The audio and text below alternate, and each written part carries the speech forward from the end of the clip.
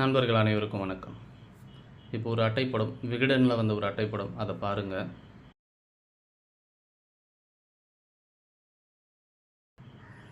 அந்த அட்டைப்படத்தை பார்த்துருப்பீங்க. அதாவது அமெரிக்க அதிபர் ட்ரம்ப்பும் இந்திய பிரதமர் திரு நரேந்திர மோடி அவர்களும் அருகருகே ஒரு இருக்கையில் அமர்ந்திருக்கிறாங்க. இதில் ஒரு நரேந்திர மோடி அவர்களுக்கு கைகளிலும் கால்களிலும் விலங்கிடப்பட்டது போல் ஒரு அட்டைப்படத்தை விகடன் வெளியிட்டிருந்தாங்க. இது எது குறித்த அட்டைப்படம் அப்படின்னா, கடந்த சில நாட்களுக்கு முன்பாக சட்டவிரோதமாக அமெரிக்காவில் குடியேறிய இந்தியர்களை நாடு கடத்துகின்ற பொழுது, இந்தியாவுக்கே திருப்பி அனுப்புகின்ற பொழுது, இந்திய மக்களின் கைகளிலும் கால்களிலும் விலங்கிடப்பட்டு அவர்கள் என்ன பெரும் குற்றவாளிகள் போலவோ அல்லது அடிமைகள் போலவோ நடத்தப்பட்ட விதத்தை குறிக்கும் விதமாக தான் அந்த அட்டைப்படம் வெளியிடப்பட்டு இருக்கு.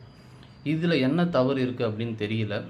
பிரதமரை அவமானப்படுத்திட்டாங்க அப்படின்னு பாஜகவினர்லாம் ரொம்ப கொதித்து போயிட்டு, ரொம்ப கோவப்பட்டு, ரொம்ப ஆதங்கப்பட்டு, ஒரு வருத்தப்பட்டு, துக்கப்பட்டு, வேதனைப்பட்டு, அவமானப்பட்டு மத்திய சட்டத்துறைக்கு பார்த்திங்க அப்படின்னா நிறைய புகார்கள் அனுப்புகிறாங்க. இதுக்கு முன்னாடிலாம் எப்படி அகடன் அட்டைப்படம் பிரதமர் மோடி குறித்து வெளியிட்டாங்க, இந்த அட்டைப்படமும் சேர்த்து எல்லாத்தையும் அனுப்பி இந்த இணையதளத்தின் மீது நடவடிக்கை எடுக்க சொல்லி அனுப்பியிருந்தாங்க. அதன் அடிப்படையில் என்ன பண்ணியிருக்காங்க அப்படின்னா, மத்திய சட்டத்துறை என்ன பண்ணியிருக்காங்க அப்படின்னா,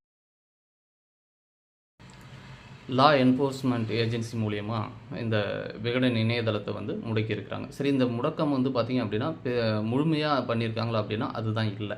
சிலருடைய கைபேசிகளில் அது வேலை செய்யலை, சிலருடைய கணிப்பொறிகளில் இது வேலை செய்யலை. ஆனால் முழுமையாகவும் முடக்கப்படலை, முழுமையான சேவையும் கிடைக்கப்படலை. இதுதாங்க இருக்கக்கூடிய விஷயம். பார்ஷியலாக சில இடங்களில் வேலை செய்யலை, இணையம் முடக்கி இருக்கிறாங்க இந்த இணையதளத்தை.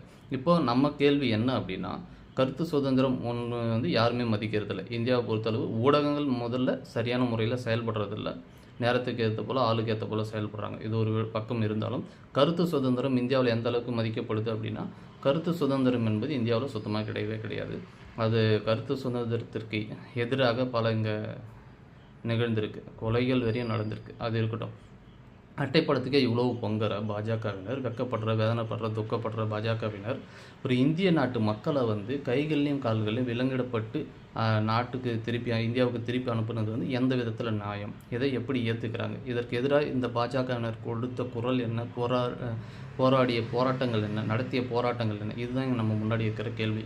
சரி, நீங்கள் போராடுறீங்களா, குரல் கொடுத்தீங்களா, அதெல்லாம் இருக்கட்டும். இப்போது ட்ரம்ப்பை பிரதமர் மோடி சந்தித்தார். அந்த சந்திப்பில் கூட சட்டவிரோத குடியேற்றத்தை நான் ஆதரிக்கலை அப்படின்னு சொல்கிறார். அதே பிரதமர் மோடி என்ன சொல்லியிருக்கணும், அதே வேளையில் நீங்கள் எங்களுடைய நாட்டு மக்களின் கைகளிலும் கால்களிலும் விலங்கிடப்பட்டு நீங்கள் நாடு கடத்தினதையும் நாட்டுக்கு திருப்பி அனுப்பதை நான் ஏற்றுக்கிறாது, கண்டனத்திற்குரியது, இந்தியர்களை நீங்கள் இப்படி நடத்தியிருக்கக்கூடாது அப்படின்னு பேசியிருந்தார்னா உண்மையாகவே மோடியை